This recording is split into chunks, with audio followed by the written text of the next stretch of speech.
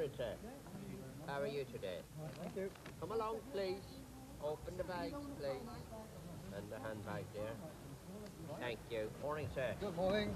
This is empty. When I come out, it will be full. It will have It will, well, a sir. 50-year-old Roman head in. Well, you're a lucky man, One sir. is coins and medals, and the other one is the Department of Medieval and Later Antiquities. French novels of the 18th century. In den klassischen ägyptischen. Well, I find the Elgin marble. Get a 73 bus from there will bring you to Tottenham Court Road. Excuse me, can you tell me where the things from Sutton Hoo are? It sounds like they've been used to parting, doesn't it? Exactly. Colonnade and then upward. You'll see the great frieze of the past. Tarmating porcelains. How are we to find which one?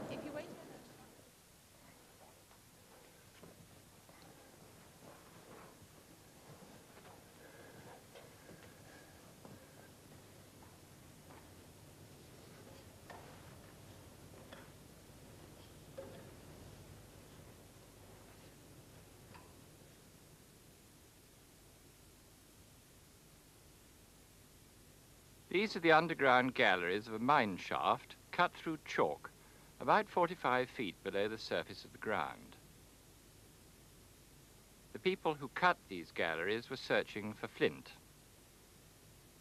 Flint mining started here about 4,000 years ago, that is, before 2000 BC.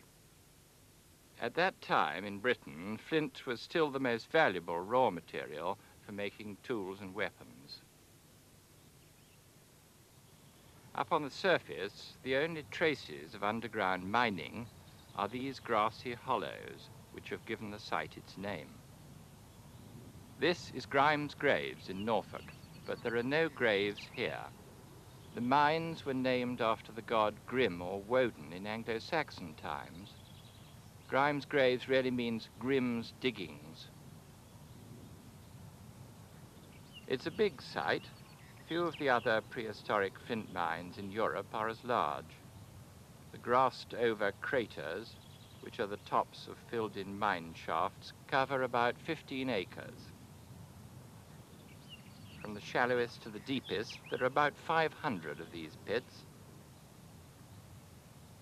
Each of the 500 shafts is a considerable structure in itself, again, possibly the largest of any European mine.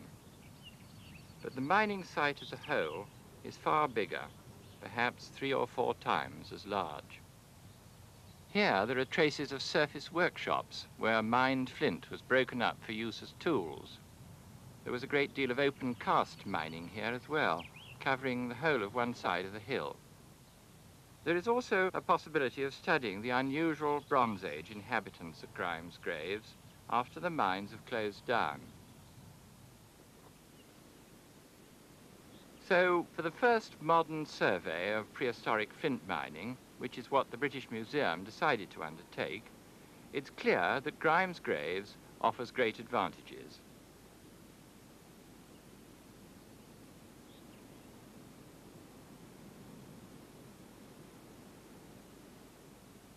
The time is about 2000 BC. No towns, hardly even any villages, are known in Britain at this time, or for several hundred years afterwards.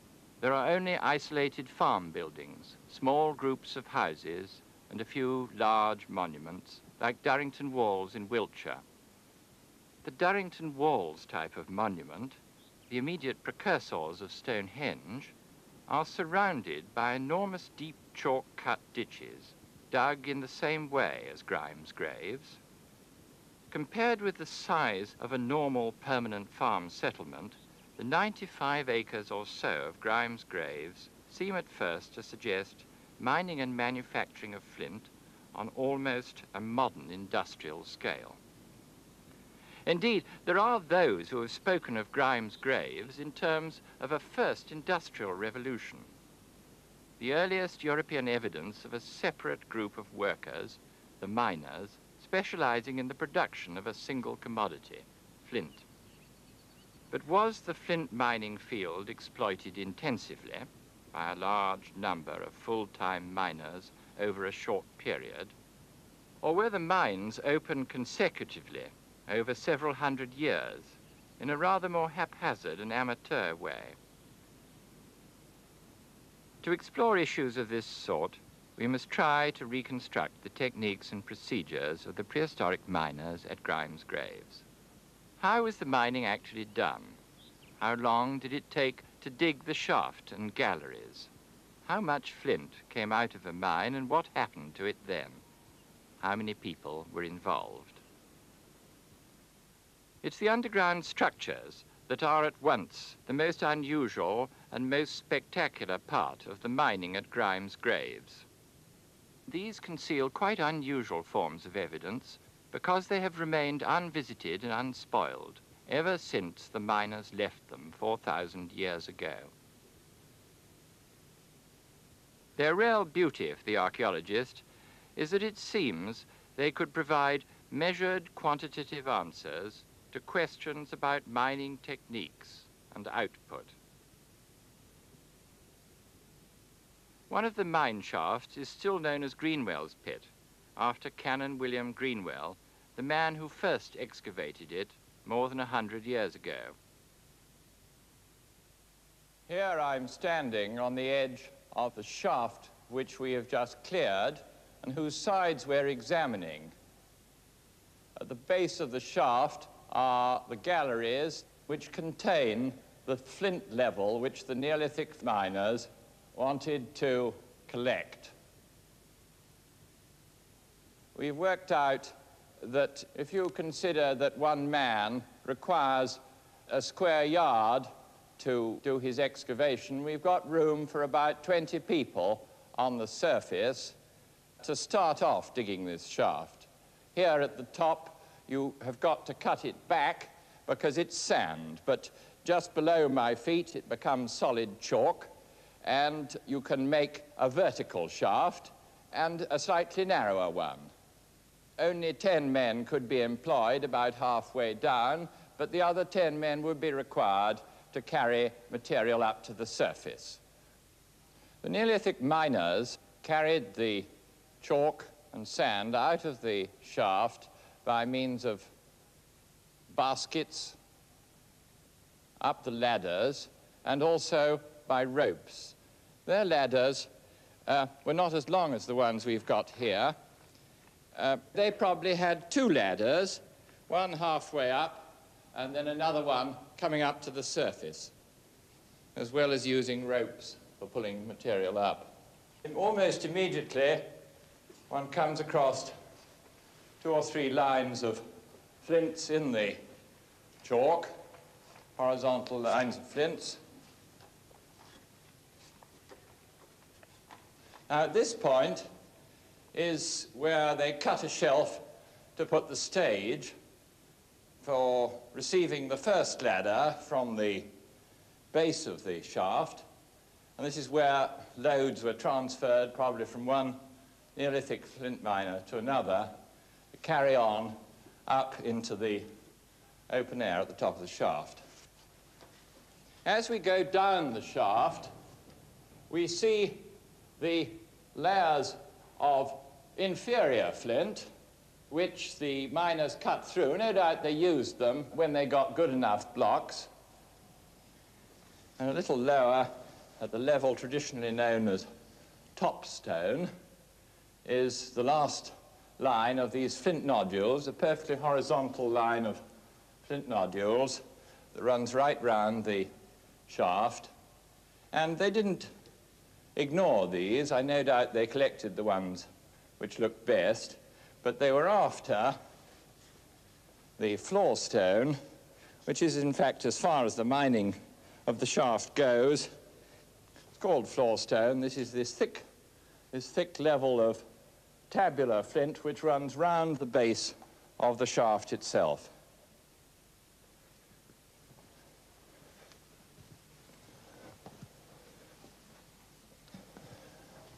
This maze of corridors is quite misleading. In fact, if you search in the flint mines, you find every now and then a good, long, straight gallery like this one, which, in fact, is just what the miners were cutting.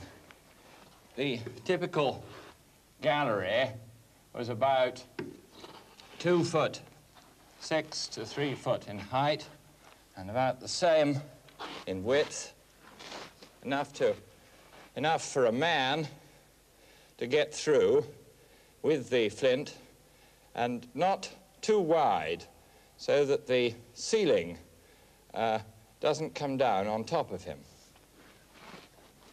This is where the actual mining took place.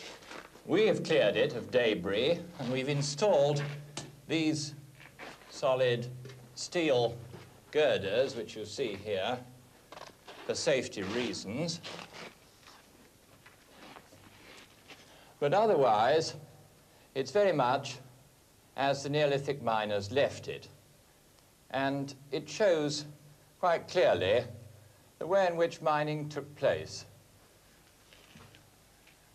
First of all, if you look into this room here, into this gallery, this part of the gallery, you'll see that the flint, this black layer, running round the floor, and you can see that it's a good thick band, almost flat, but there are bigger blocks in it. And of course, the flint that you can see is the flint the miners have left behind.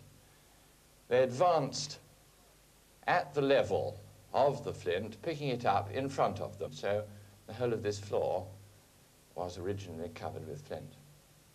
You can see there are minor irregularities, and there are also deep hollows. This must be contained very heavy and thick lumps of flint, particularly valuable for manufacturing purposes. These were carried to the surface and made into flint tools.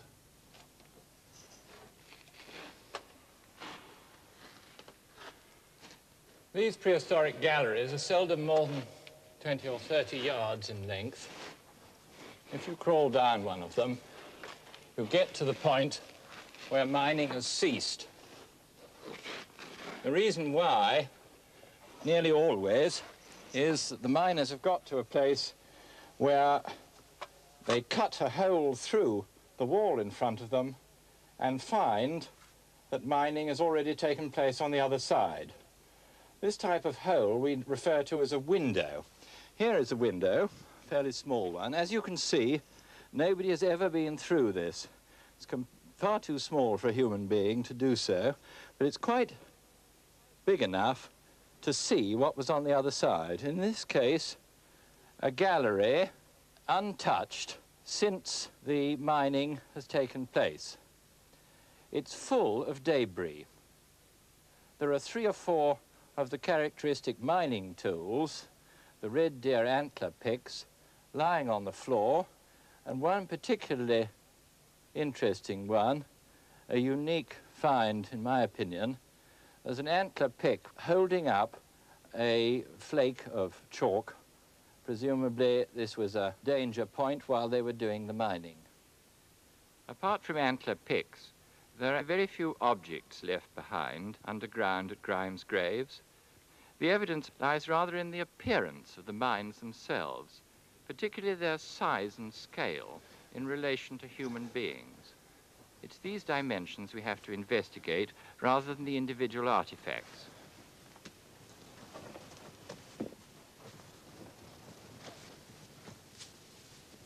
This is how the underground galleries look when the archaeologist arrives, half filled with chalk.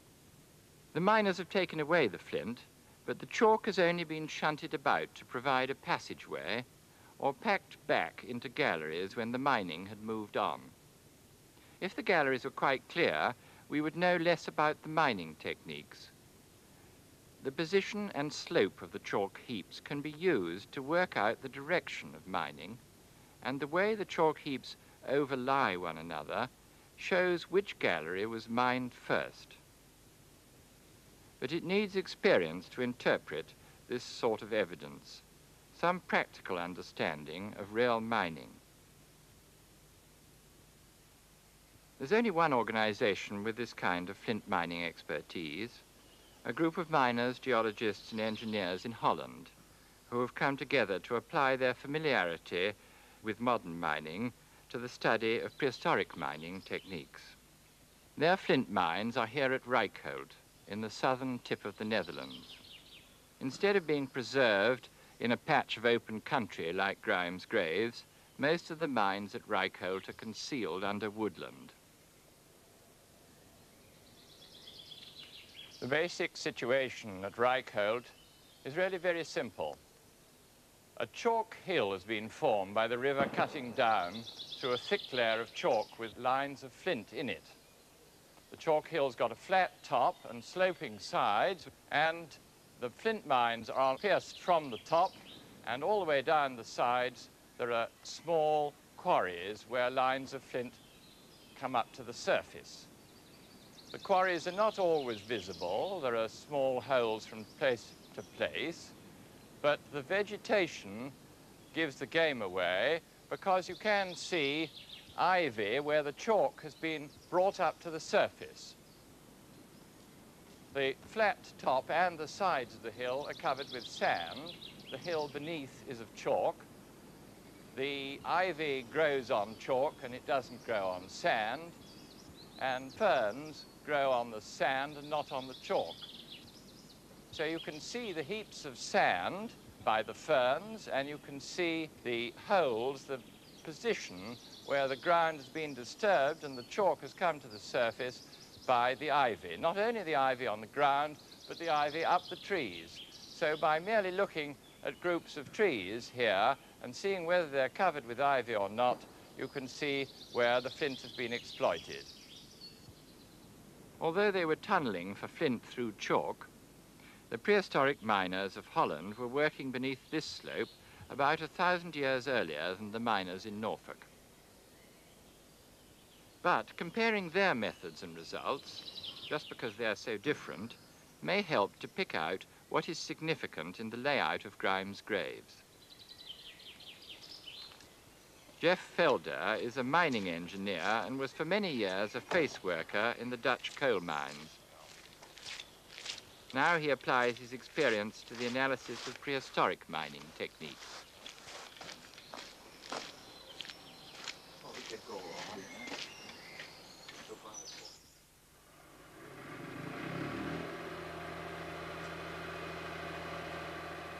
The Dutch team have driven a big modern corridor into the side of the hill to find the flint mines. The horizontal corridor slices right through the galleries and shafts, like a new hole in a Gruyere cheese. It's about 300 meters long, and the sliced through galleries lead off on either side so that you can inspect them. Yeah, above, yes. And this column stay on 80 meters. If we come into one of these galleries, does that mean that we're going to go uphill? Yes, we go here uphill, unless we go into that. But straight away you can see the differences between the Norfolk and the Dutch mines. The Rijkholt galleries are narrower and shorter, and the miners use different methods because of local conditions or because of different mining traditions.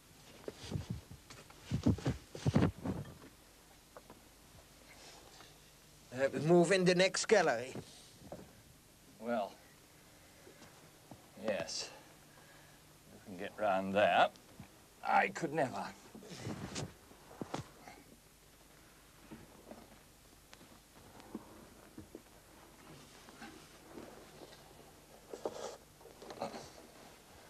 Yes.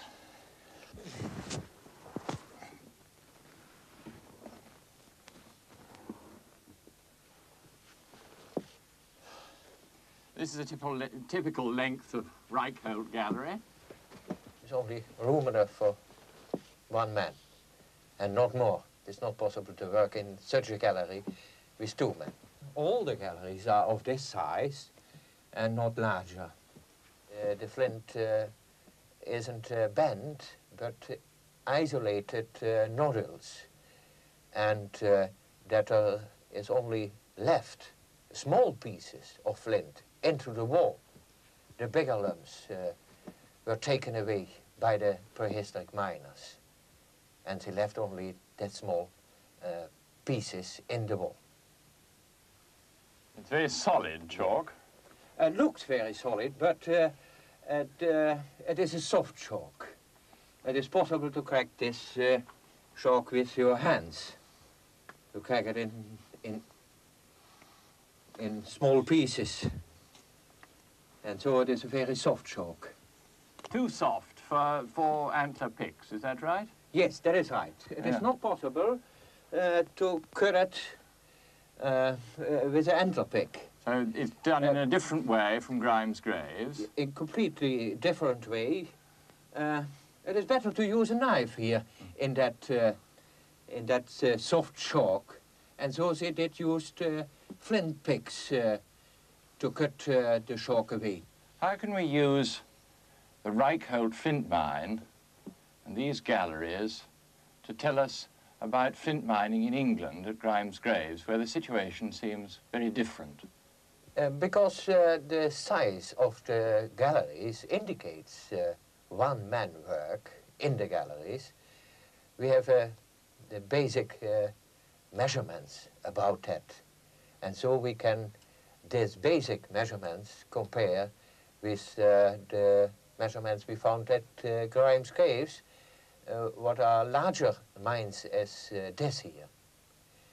And so we can calculate the number of men what was working at Grimes Graves based on that on these measurements of Reichhold.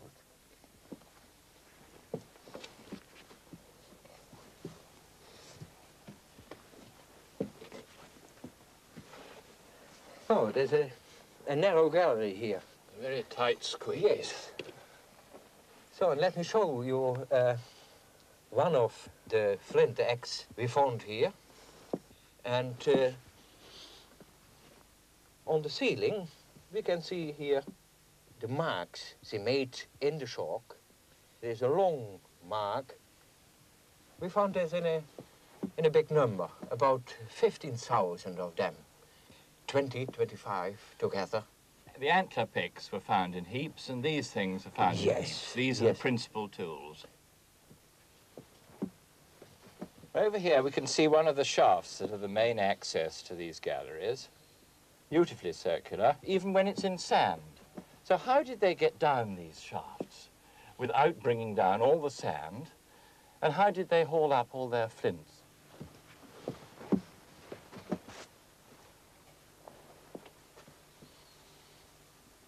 So we are in the shaft, and I can show you the small size, about 3 foot.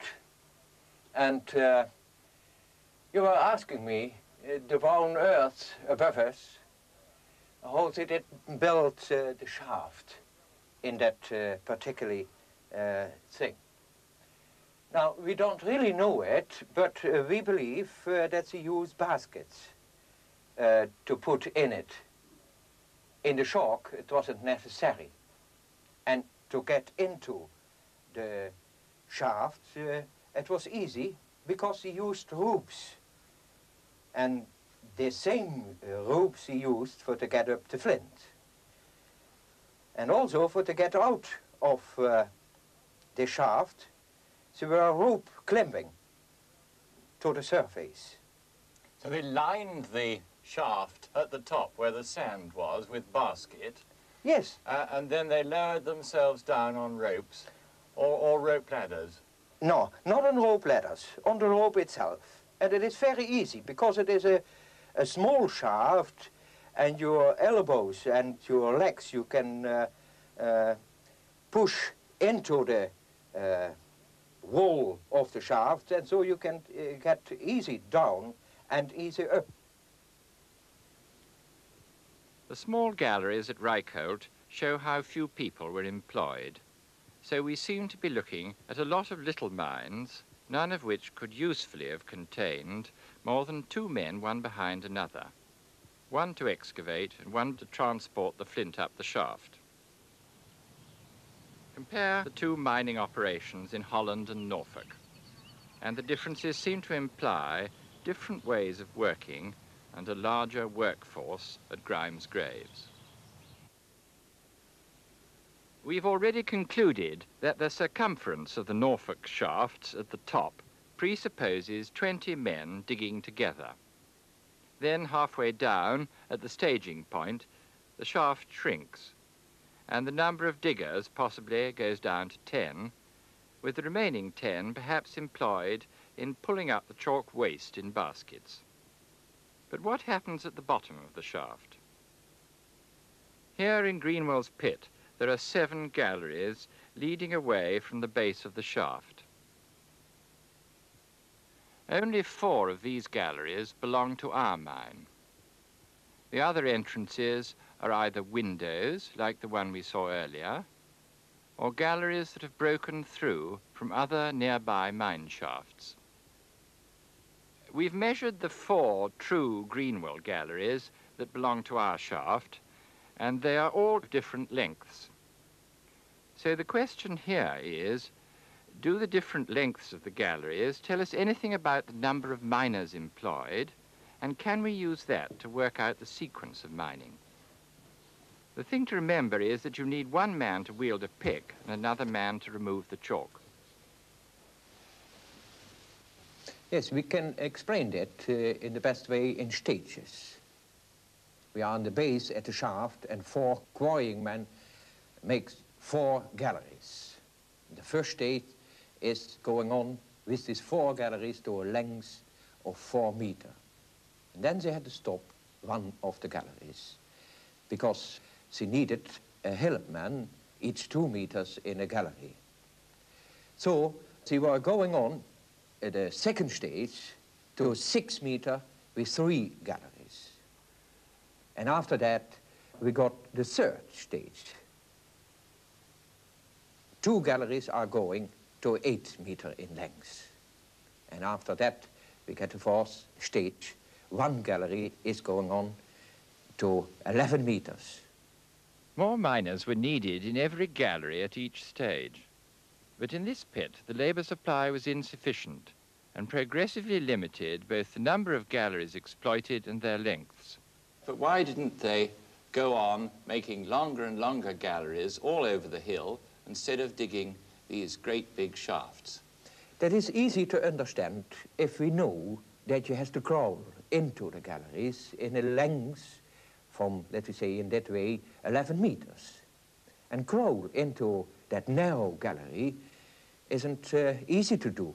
So it is better to make a new shaft instead to make the galleries longer as the depth of the shaft. Could they come back and go on with the galleries they had stopped before? No, because after they reached 11 meters in the longest gallery, the remaining galleries were nearly complete filled with waste chalk. So now we have a picture of a complete flint mine, a shaft and galleries, and some idea about how many miners were working underground. And the picture is of an efficiently organized, pre-planned system. The prehistoric miners of Grimes Graves didn't simply attack the flint at random. They realized that the deeper you tunnel into the chalk, the more waste you create, and the more men have to be diverted from flint production into waste dispersal. After a certain point, the effort involved in reaching the flint face and getting rid of the chalk spoil is counterproductive, and it's more efficient to start a whole new shaft. But how did they actually do the mining? On the walls of this mine, there are still the marks left by the tools the prehistoric flint miners were using. Here are marks in the chalk made by a polished stone axe. You can recognize the shape of the axe blade.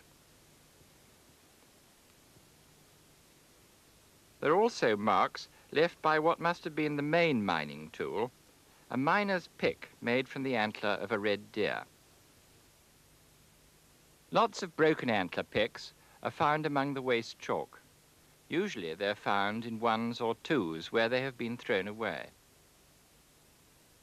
This, however, is a group of antlers, and it's quite clear that when they broke their antlers, they came for a new one, a new pick.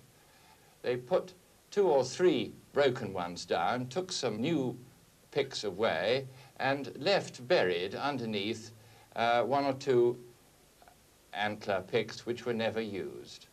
There's a certain amount of wastage here, just as there is in modern industry. About 150 red deer antlers have been found in the galleries of this shaft, and we've always thought that they were used for mining tools, but we've never really worked out how they were used. If you look at a modern red deer antler, I've got one here, which has been prepared, you'll see that it resembles a miner's pick. It's a sort of L-shaped thing, and it's got a point here. This point is very near the end of the beam, the place where it was attached to the head of the red deer. The first archaeologists to examine these galleries thought that they were used to lever lumps out by sticking the point in and using it as a lever. But this doesn't appear to be so. To have any effect on a solid chalk wall with an antler pick, the prehistoric miners were experienced enough to have discovered that the most obvious way isn't the most efficient way. Let me explain how the miner did her work at the front of a gallery. First of all, I show the chalk, what is jointed into lumps. And here we can see the flint he wants. First of all, he made a groove above the flint. I try to do the same.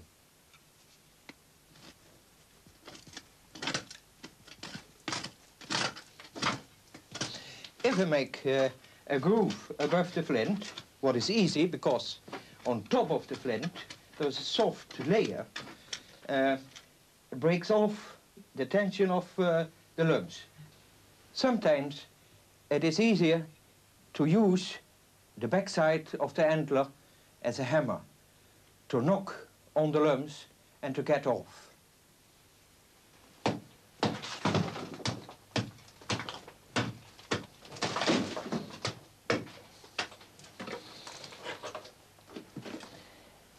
After moving away all these blocks, it is possible to take away the flint. But before, I have to move some lumps.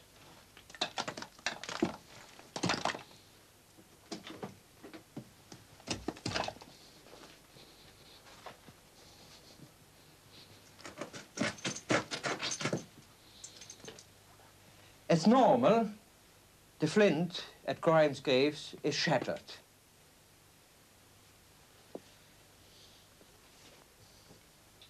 What the miner had to do now is enlarge the gallery to get room enough to go on to the next flint. And therefore he used this axe, and I show it.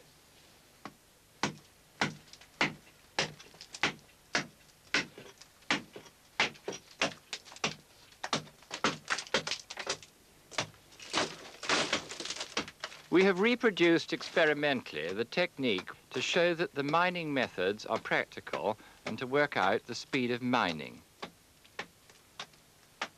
By experiments like this, you can discover that a miner could cover about 1 square meter a day in the galleries. We've already decided how many miners were at work underground, but how do we find out how much flint they took up? It is nice here at Grimes Caves because we have here moulds in the floor of the galleries. Oh, these hollows? These hollows we can see in the floor. It is easy to measure the area of that hollow. What proportion do you think the miners got out? About 70% or something? Yeah, and I think if we get the complete area, there is about 75% of all the flint the miners has taken out. How does that compare with modern mining practice? In modern mining types, we get only 60% out, same system. So how much flint do you think the miners got from this little niche, this little gallery that we're in now? I don't exactly know how many the amount is from this niche. Yes. Because it is, in the way I said, you need many hollows for calculation. For calculation. Yes. But I can say every square meter we got 325 kilos of kilos of flint. And that means 325 kilos. Yes, and that means for that area, what is about 10 square meters, about 3,250 kilos of flint from that small area. From this small area. Yes. That is a calculation based on what we've just measured in all the galleries at Greenwell's. Yes, yes, that is right. So that gives us a good mean calculation yes. of, works out to how many tons? At Greenwell's bed, yes. We got about 50,000 of kilos. 50,000 kilos. 50 tons. 50 of, tons. Of flint. From Greenwell's pit alone? Only from Greenwell's pit. So that's the total from one mine obtained by careful measurement of the shaft and galleries. We already have 2 other experimental results: the amount each miner could dig in a day and the number of miners involved in each pit. Putting all 3 factors together, you can now calculate the time taken to dig out one complete mine. And that in turn may help to solve the problem we started with. Did the Neolithic miners of Grimes Graves operate as full-time specialists? Or were they basically farmers doing a little flint mining in their spare time? It's after we know that a miner could do about a half of a cubic meter in a day in the shaft and 1 square meter a day in a gallery, and after calculations about the number of persons working and quarrying in this particular shaft, we know the shaft took about 100 days to dig them on the bottom, and the galleries about 40 days. So that's 140 days, and they dig this enormous shaft, and they only get the flint when they get to the bottom of the shaft. Yes, that is right. Is it worthwhile in terms of the amount of flint that they get to pay them to dig this big shaft in the galleries? Yes, I'm sure, because the amount of flint they could get out, extracted here from these galleries, not only from the shaft, but from the galleries, that is enormous. About 50 tons they get out here. And in the days of working, only the working days, they get out each day 1.5 tons of flint. After they've got to the bottom? After they get to the bottom. So it is worth to dig a big shaft in hundreds of days for to get out that amount of flint in a short time. About 40 days, and each day about, in the best days, 1.5 tons. So at the moment it seems that each of the 500 mines must have taken less than 6 months to complete, a single 6-month stretch without a break. In fact, there's some evidence of a quite different and unusual kind which bears out that estimate. Each winter during the 3 years we've excavated, about 30 wild animals fell down the open shaft and died. But when we dug out the prehistoric galleries, we did not find a single dead animal. This seems clear evidence that after the 6-month period, the mine was abandoned and the shaft filled in with chalk from the next pit, which was being dug nearby. In assessing the importance of Grimes Graves, we need to know how long it took for all 500 mines to be exhausted and when it all started. The antler picks date the mining period to around 2000 BC. But there are some interesting problems involved in estimating how long the mines were operating. All living matter absorbs radioactive carbon according to how much is present in the atmosphere from year to year. And the deer antler picks which the miners left behind are living matter. If you apply the familiar radiocarbon dating technique, to a range of antlers from the galleries of several different mines, the result seems to suggest that the mines, as a whole, were being worked over a period of about 300 years. It's when you try and discover a more exact dating within that period that something seems to go wrong. If you look at antlers from the same gallery of the same pit, Greenwells, the radiocarbon result is quite surprising. The archaeological evidence has already told us that mining could only have taken a few months in any single pit. As the miners left hundreds of worn-out antler picks in every pit each year, those antlers should all give us very much the same date. But they don't. We get a whole range of dates still spanning 300 years.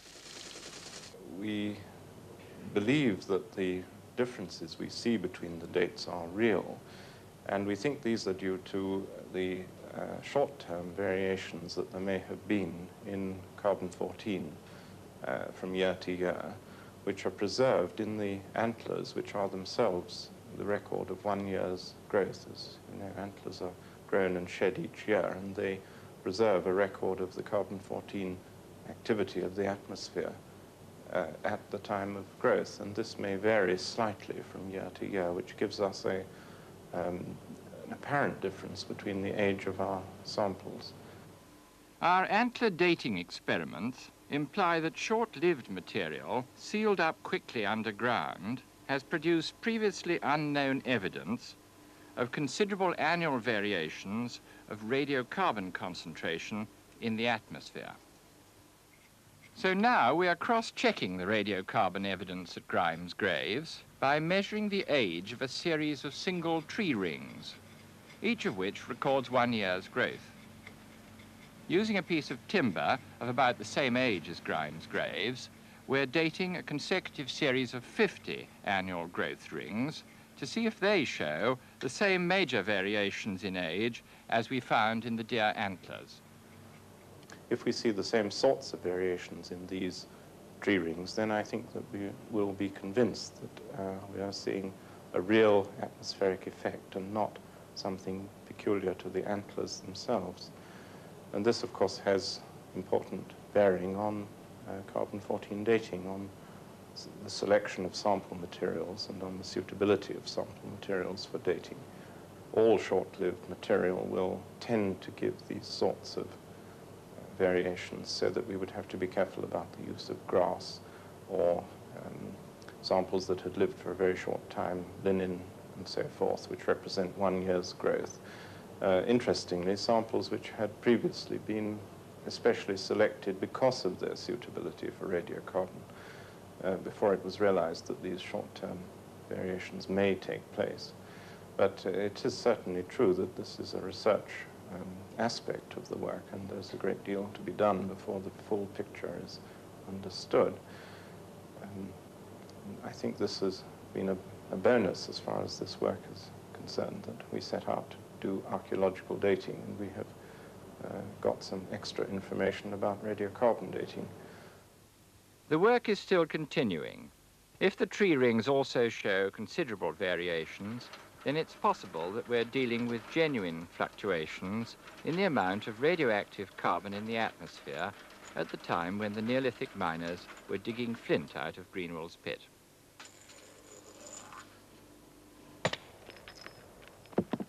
We've already calculated that about 1.5 tons of mined flint per day came out of Greenwell's pit. But how much of that could be turned into tools and weapons?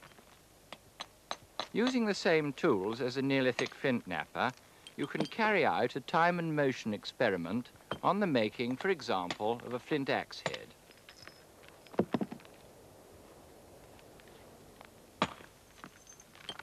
Mark Newcomer specializes in reproducing the methods of manufacture and use of early tools and weapons.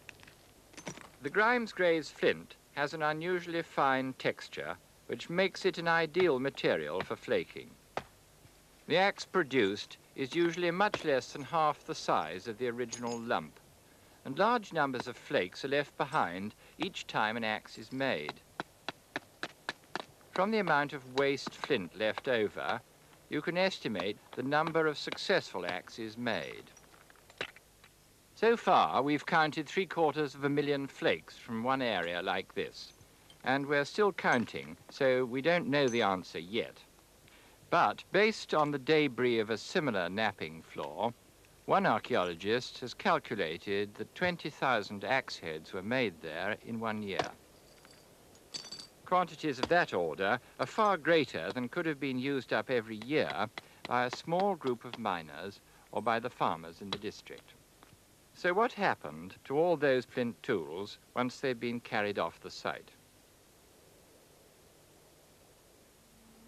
Although flint is mostly silica and water, it also contains a number of trace elements like sodium and potassium, present in very tiny quantities. We've taken 7 of the trace elements as our yardstick. Each of the prehistoric British mines we know of produced flint with different proportions of those 7 elements. You can therefore analyze the composition of flint tools made of mined flint found throughout Britain and decide which particular mine the flint originally came from. The computer assigns this axe, for example, to Grimes Graves. Of the nearly 10,000 flint axes in different museums round the country, we've so far analysed only 500. That's not nearly enough to postulate any complicated patterns of movement for flint tools. But already it's clear that axes from Grimes Graves travelled over quite a wide area of southern Britain.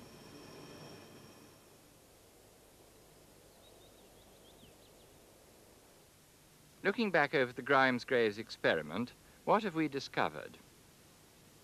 We are only about halfway through our survey, and there's still a lot of work to be done on the results. But already it seems clear that although the flint mines were dug with primitive-looking tools, they were laid out according to a planned pattern with high safety standards and a high output of flint. I think we must conclude that mining was a professionally skilled activity and not just casual spare-time work done by local farmers to fulfill their own limited need for flint. There is one major qualification to that.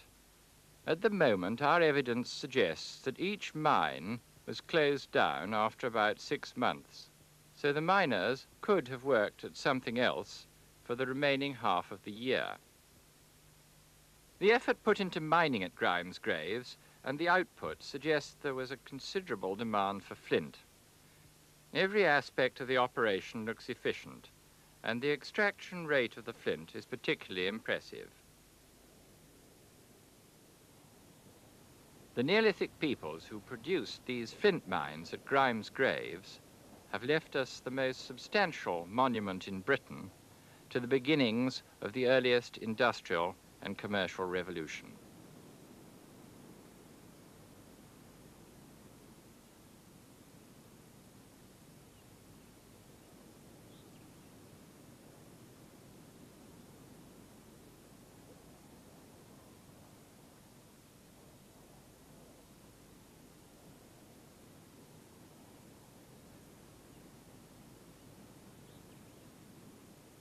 Of a primate through chalk, about 45 feet below the surface of the ground. The people who cut these galleries were searching for flint. Flint mining started here about 4,000 years ago, that is, before 2000 BC. At that time in Britain, flint was still the most valuable raw material for making tools and weapons. Up on the surface, the only traces of underground mining are these grassy hollows, which have given the site its name. This is Grimes Graves in Norfolk, but there are no graves here. The mines were named after the god Grim or Woden in Anglo-Saxon times. Grimes Graves really means Grim's diggings. It's a big site. Few of the other prehistoric flint mines in Europe are as large. The grassed-over craters, which are the tops of filled-in mine shafts, cover about 15 acres. from the shallowest to the deepest, there are about 500 of these pits. Each of the 500 shafts is a considerable structure in itself, again possibly the largest of any European mine. But the mining site as a whole is far bigger, perhaps 3 or 4 times as large. Here there are traces of surface workshops where mined flint was broken up for use as tools. There was a great deal of open cast mining here as well, covering the whole of one side of the hill. There is also a possibility of studying the unusual Bronze Age inhabitants of Grimes Graves after the mines have closed down. So, for the first modern survey of prehistoric flint mining, which is what the British Museum decided to undertake, it's clear that Grimes Graves offers great advantages.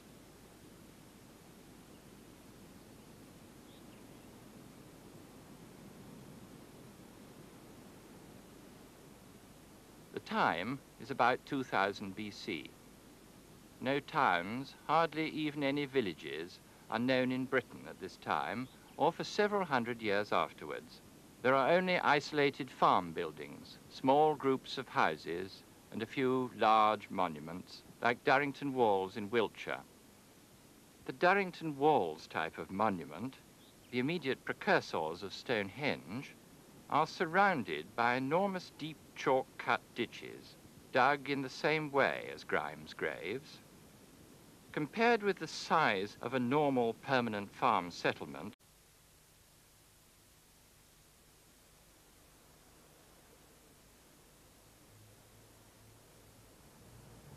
Morning, sir. How are you today? Thank you. Come along, please. Open the bags, please. And the handbag there. Thank you. Morning, sir. Good morning. This is empty. When I come out, it will be full. It will have It will, well, a sir. 50-year-old Roman head in. Well, you're a lucky man, One sir. is coins and medals, and the other one is the Department of Medieval and Later Antiquities. French novels of the 18th century. In den klassischen ägyptischen Well, I find the Elgin marble. Go to 73 bus from there will bring you to Tottenham Court Road. Excuse me, can you tell me where the things from Sutton Hoo are? It sounds like they reused the parting, doesn't it? Exactly. Colonnade and then upward.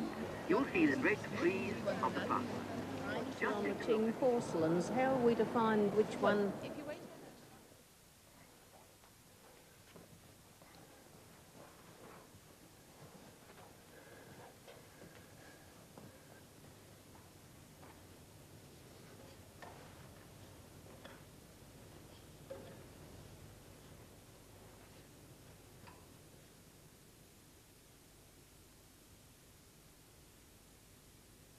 these are the underground galleries of a mine shaft cut ever since the miners left them 4,000 years ago.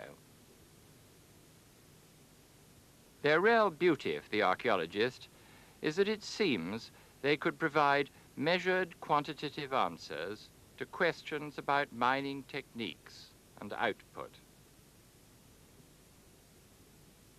One of the mine shafts is still known as Greenwell's Pit, after Canon William Greenwell, the man who first excavated it more than 100 years ago.